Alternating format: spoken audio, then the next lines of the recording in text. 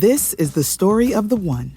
As head of maintenance at a concert hall, he knows the show must always go on. That's why he works behind the scenes, ensuring every light is working, the HVAC is humming, and his facility shines. With Grainger's supplies and solutions for every challenge he faces, plus 24/7 customer support, his venue never misses a beat.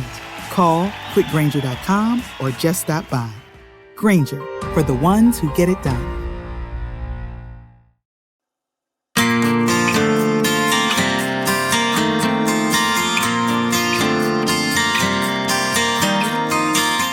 Listeners at home, I'm Jean Young for Cabot Tales and Trails, a page one story and music collection.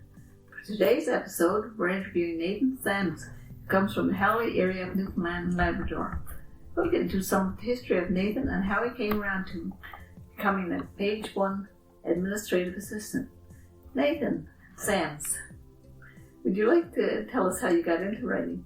I started when I was a teen.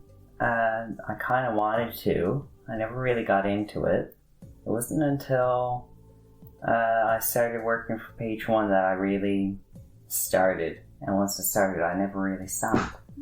I mean, even just like privately, I still write like different pieces, for example. Well, you know, Page One has a way of inspiring people. It's just one reason, of course, we exist. And the more we meet, the more people write. So you tell me that this was on your bucket list of things to try, so that's pretty interesting. Okay, so what kind of things have you been interested in, just generally? Well, it was kind of more nerdy kind of things, I guess we'll say, for lack of a better word. I love history. Yes. That's something I really love. And space. Yes. Space is something I really like, mostly reading non-fiction things. That's always something I've always done, ever since I was a little kid. So Nathan, of course, we're very happy to have you on our Legacy project, Creating a Legacy, and you did a lot of research for us. You did some articles on us, and you certainly helped with editing. So that kind of developed your skills too, and probably fed your thirst for knowledge. Yeah, they did. Yeah, I really enjoyed researching. That's kind of more my happy place, I think I'll describe it. I understand exactly what you're saying. I often think that would have been my dream job. What struck you about that particular project? What do you remember the most about it? The one thing I really loved learning about was the political history side of things. That's kind of something I'm interested in, a lot of political history. So what struck you about political history? Anything in particular? Nothing's changed. Nothing's changed. It's so true, isn't it? Yeah, nothing's changed. Even though everything has, nothing has changed. No, and what do you mean by that? Things might be in a different skin. They might look at different on the outside. But when you look at the reasons why things happen. Which are?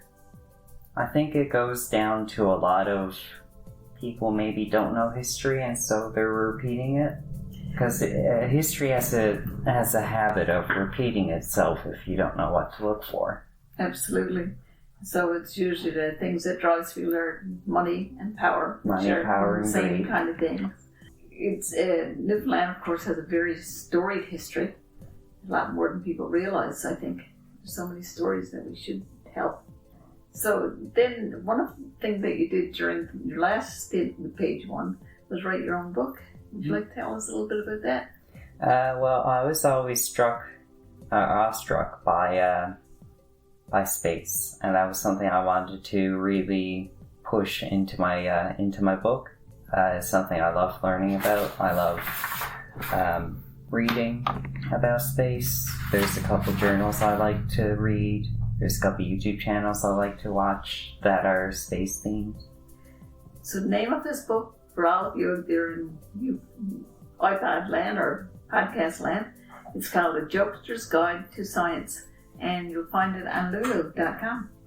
Yep, you will. So, A Jokester's Guide to Science. It's funny, and it's amusing, and it's informative. I invite anybody to take a look at it if they get a chance. Do you remember how you came to work with us in the first place? That's actually a funny story. I remember Jean was gone on holiday to England, and Sue, who was working with us at the time, was looking through applicants on the government job bank. Now, I don't think I looked back on my account actually there the other night to see if I applied, and I actually never applied, so she must have seen like my name in a pool of applicants. Okay. Yeah, because I actually checked my accounts, and I actually didn't. Well, we did get your resume. But you did get my resume after, because it's Yes. And that was something I was really amused with. So when Nathan came to us, we had no idea. I had never heard of him. However, some other of our members gave him a good recommendation because they knew him as a child and was growing up, and they said, "Oh yes, he's a good guy." So that helped, of course, with your hiring. Right. Then he proved himself, of course, with our last project, and then when this opening came up, we were quite happy to hire him again. So again, anyone out there, if you want a good person to work with, ask Nathan. He'll probably cut this out, but I hope he doesn't. So you're interested in space and Carl Sagan. If you're going to write about something again, a new project, what do you think that you might want to write about? I like to try fiction. Okay. That's something I'd like to try. I'm not sure what, but fiction is something that kind of appeals to me. And what kind of fiction?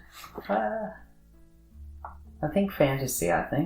Fantasy, yes. Because I was writing a Dungeons and Dragons campaign for my friends, and that's something I've been having fun with. I bet. I don't know much about that, but it seems people who are into it are quite intrigued, for sure. Yes. Sometimes you just have to start writing and try out different kinds of things. Oh, you do? Sometimes it's hard to find that time, so when you get time, make it, for sure. Right. Now, I will say high fantasy is maybe a little bit connected, but also very disconnected from my Joker's Guide to Science. It is, yes. So it's something new. Well, it's always nice to explore new objects and new pathways, for sure. So, what do you think keeps people writing? Or if somebody is just starting and hasn't written before, what do you suggest?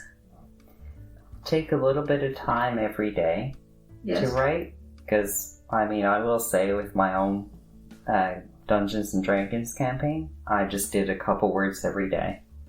It builds up. It's cumulative. If you do a little bit every day and you look back at it after a year, you'll realize that you've written a lot. Probably forgotten half you've written. That's what I find, yeah. So tell me a little bit of Dungeons and Dragons, because I don't have a clue about it. It's something called a tabletop role-playing game. Yes. Basically, you're part of a party. One person in your group, you choose to be the dungeon master. Okay. And their role is to write a story for the party members to go on. Okay. And this is a really long game. It takes a long time to actually play. And basically, the dungeon master has a story that the members will go through. So usually it'll be something like a common theme would be for a party to go through a dungeon to get an item to defeat a boss. And that's usually kind of what. So there's graphics and so on and everything else? No. No? Really? No. Yeah. Huh? Yeah. Sounds like the stories I tell my grandchildren. Yeah. I tell them, I'm going to tell you a story that's never been told. Right. And that's actually a really good start to a campaign. Yes. So, because sometimes they just want me to make one up, right?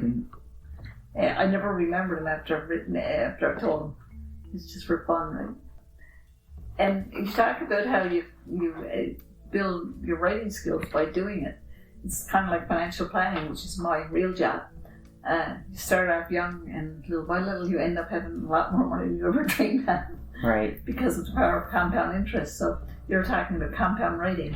Right. to mix it up, put it together. So, what would you like, if you could choose to do something in this world, what would it be? I think someday I'd like to maybe write a whole series, I think, and follow that through. That'd be something I'd like to try. I don't know how I do it, but... One page at a time. Right. Well, you won't know till you start it. Right. And hopefully you don't know the ending because then it will get boring. Right. Everybody writes in different ways and everybody thinks in different ways, and that's the wonderful thing about sharing our thoughts and so on. I'd like for you to read a little bit from your Jokester's Guide. Yeah, I was thinking about that, and I completely forgot the whole story. Oh no. But I was reading it back, and it was kind of like reading it again for the first time, so I think that was really fun. It was the first and only emperor of the U.S., Emperor Norton the First. He beat Trump. He did. Yeah, he really did. Yeah, and he's a lot better than Trump, I can tell you that much. Now, this is going to be an excerpt from my book, A Jokester's Guide to Science. Emperor Joshua Abraham Norton I was a business person who was born in 1818. He was born in the town that would later become part of London, England. As a kid, he moved to the town that would later become Cape Town. And as an adult, he moved to San Francisco, California. During his escapades in the U.S., he had purchased rice after finding out about a famine that had struck in China. However, because rice was coming in from Peru that was of better quality and cheaper, he lost a lot of money. This led to him declaring bankruptcy.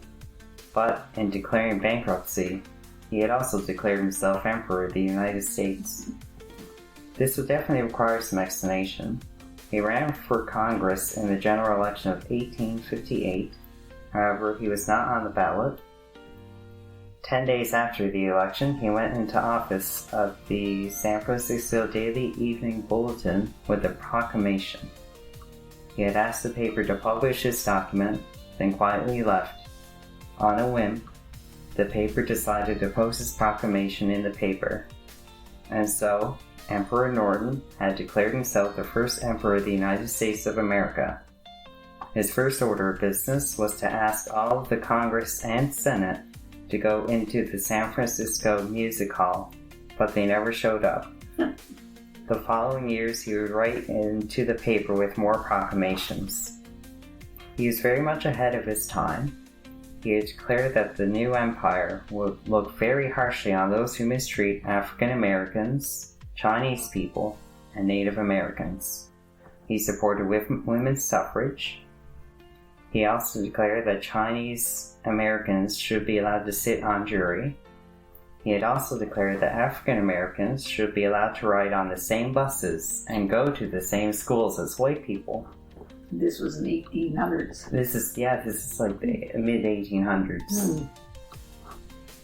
He also had the idea of a suspension bridge to go between San Francisco and Oakland, and a tunnel.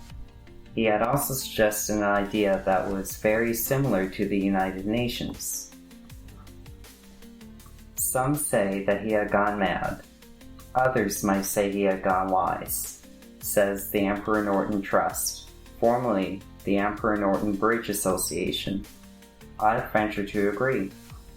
This man was very much ahead of his time. He was also an involved community member. Many restaurants had also accepted the empire's banknotes as payment. These banknotes were printed on standard banknote paper and bore the face of Emperor Norton. Now, it was rumored that Emperor Norton had 2 dogs. This is not exactly true. There were 2 stray dogs that were rumored to be under Norton's wing, Bummer and Lazarus. Much like other parts of Emperor Norton's life, these dogs were also a center of some legends. Bummer was a Newfoundland mix, while Lazarus's breed was multi-mix. Owing to their fame, as well as their association with San Francisco, they became associated with Emperor Norton. There's a very fanciful depiction of Emperor Norton presiding over the funeral of Lazarus as Pope. And in the book there is a cartoon of Emperor Norton overseeing the funeral of a local dog that liked to follow him around. He was the one on the far left, dressed in purple robes, drawn by Edward Wasp. In the 1870 census, he is listed as emperor. The census may list him as 50, but the Emperor Norton Trust found that he was born in 1818. However, in the year 1880, the United States Emperor had fallen. 10,000 had attended his funeral. Efforts have been renewed as of late to at least name part of the San Francisco Golden Gate Bridge after the philosopher who came up with the idea.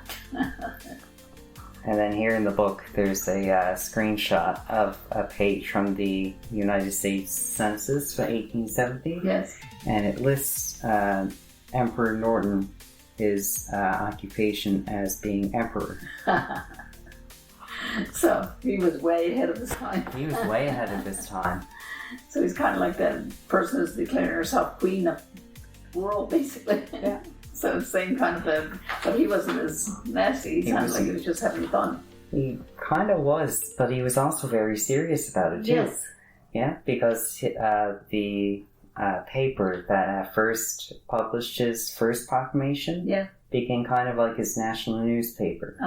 Because they would publish his proclamations. He'd go in there pretty frequently to the newspaper. Okay. With different proclamations, and they publish them every night. Wow. Yeah. I bet he had a good readership. Yeah, he did. I mean, he did have 10,000 people attend his funeral. That's pretty significant for the first emperor that Congress didn't, I guess Congress didn't recognize him. Congress never recognized him. Like you said, history repeats itself. It won't even go any further. Right. Okay. So that's very good. Tell me a little bit about growing up in Howley. Well, I grew up on a farm. My grandparents owned a dairy farm in Howley. And did they own a chicken farm too? They owned a chicken farm too, yeah. That was actually my father's. I remember that. Okay. Yeah. I don't remember much because I was a little kid. I think one time, it was the only time I ever really seen the farm, I guess, kind of in action. Okay.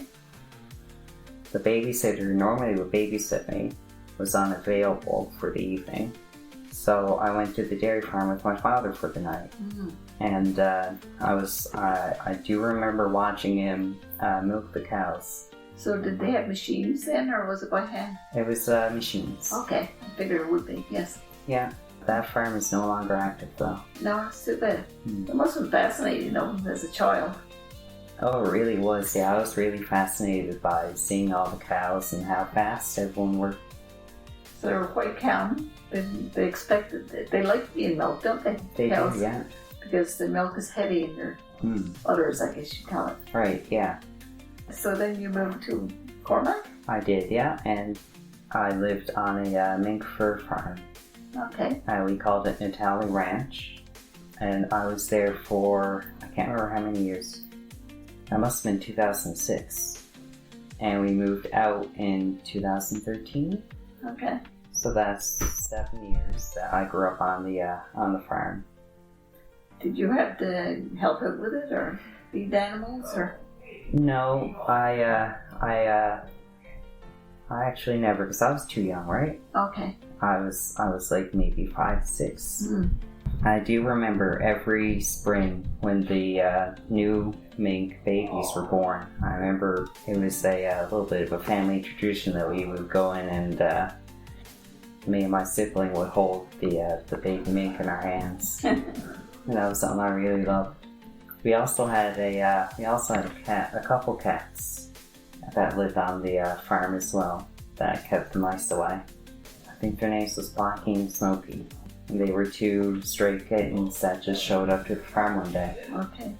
So you're going to go and continue to write. I'm happy to hear that. Right. It'll be intriguing for sure to figure out where you're going with it. I think I might do an extension on the Jokes Just Got to Science. And that would be a good idea because it's a short book. It is a pretty short book, and I thought about it after, and it's 30 pages, which isn't a very long book.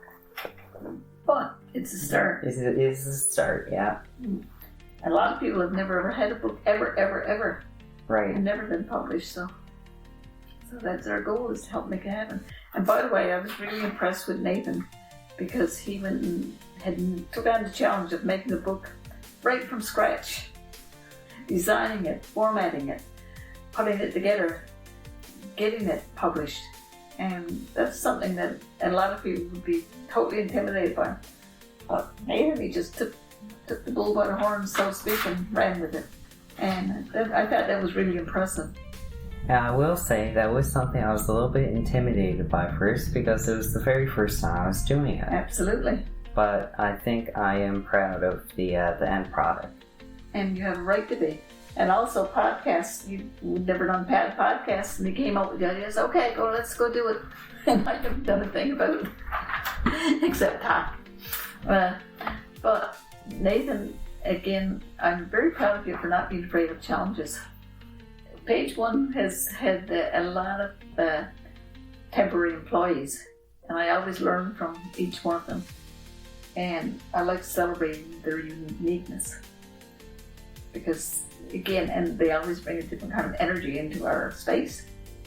And I think that's one of my favorite things. And somebody asked me once, because it actually costs me money, because I flood space and mentorship and so on, and don't get paid for all those temporary jobs, for student jobs. The administrator is paid nothing. And they said, well, why do you do it? Well, I do it because I like seeing people grow. I like seeing new projects. I like seeing things happen. And for me, that's worth more than any paycheck. That's the reason I do it. I think that's the reason Page One exists, is to make small dreams become real. Whether it's for a younger person or the 80-year-old person who contributed to our last book, Page One Digest. He had never ever thought he'd see his book in print. And when he did, of course, it was something very, very special. So this was your interview, not mine. I will say, though, that was something that I definitely agree with. I never thought I'd see a book in print. No, so that's the magic about it, isn't it? Oh, it is, yeah. And the thing is, that's something that will remain even after we're not around.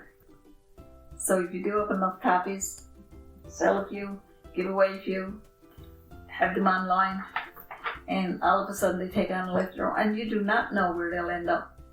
I've had stories about books that I've had done myself, and I'm amazed at where they ended up to. So you don't know where that book will end up. And that's the incredible thing about it.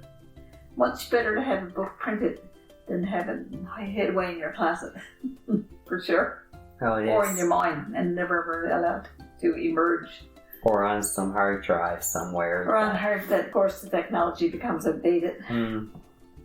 Or the iCloud says, we own you now. Right. So the advantage, of course, having it in print is it's a tactile creation. Right, and I think that's something that is very important to have physical media, I think. Especially in today's age where, like you said, a lot of online services now, especially even things like you watch a TV show. If the streaming service that you use decides that they don't want that TV show anymore, that TV show's gone. And it's gone forever. I know one example I was reading about the other day from one streaming service, and it was a movie. Right? People worked very hard on that movie. They decided to remove the movie. And now that movie is nowhere. And they have the rights to it if they were signed away. That's another thing Page One did one year. They sponsored a movie. And so, so young people went and put together a movie. 8 Ball, they called it. Oh, wow. It was all set in Derrick, of course, and it was kind of a cross between Trailer Boys and Tony Soprano. Oh, wow. That sounds like a very interesting movie. Again, we go back to allowing people to be creative. So make your dreams real. Right, exactly. Well, thank you, Nathan, so much for taking the time to both create this project, because without you it would not exist. And thank you for agreeing to interview. It's always more intimidating, strangely enough, to be interviewed yourself than to interview somebody else. Even though it's scary, the way that we grow is by taking on challenges and doing things that we don't really want to do sometimes. Thank you for having me. And thank you very much. It's been a pleasure. And signing in for Cabot Tales and Trails, page 1, Jean Young. Have a great day, everyone. Goodbye.